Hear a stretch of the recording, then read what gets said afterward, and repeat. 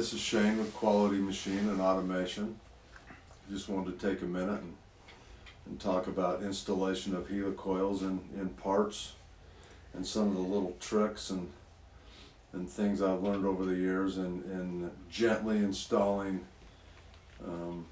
inserts, different types of inserts in your precisionally made parts. So yeah, when you spend all that time making your nice precision made parts, you don't want to mess up your parts by poorly installed inserts. So you want to gently install those.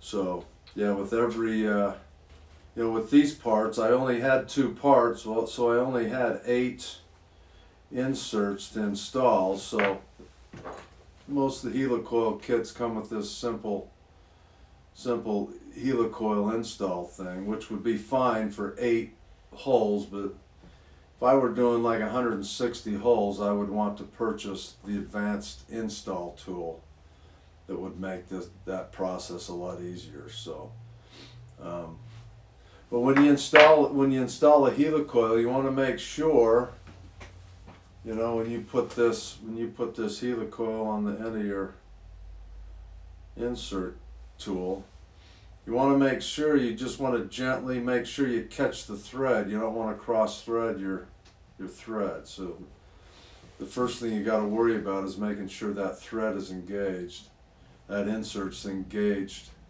in the thread correctly, that it's not cross threaded. And then this little tap handle works well on these. It's nice Starrett tap handle, but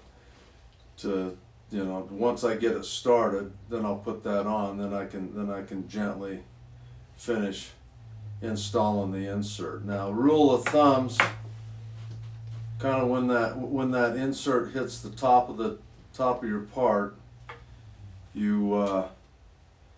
it's one full turn to a turn and a half below the surface of the top of your part.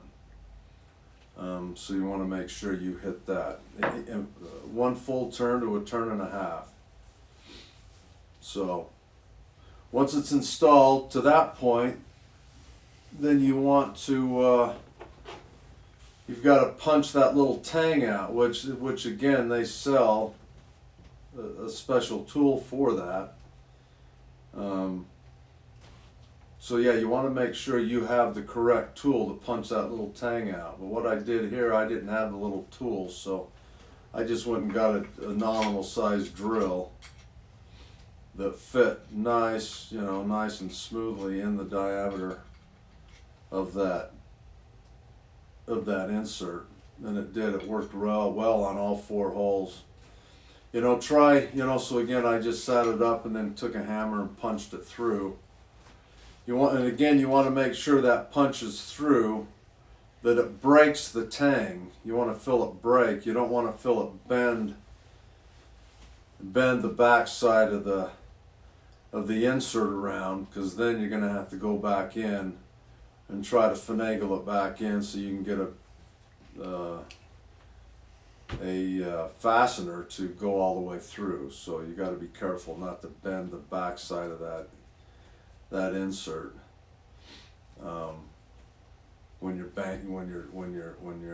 breaking off those tangs. So yeah, this drill worked really well. So I just used the drill and hit them through. So once you do that, once you hit all your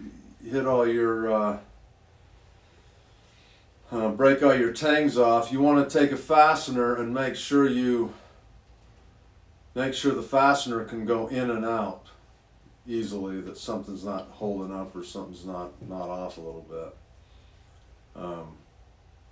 And if you mess up an insert, then there's ways to get you some little needle nose pliers to where you can gently pull that insert out. We can talk about that later, but yeah, that's, so you don't want to have to make that whole part over again because you messed it up installing some inserts. But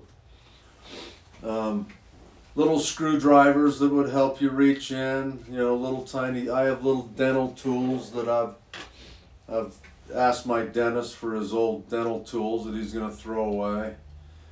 Those work really handy for stuff like this.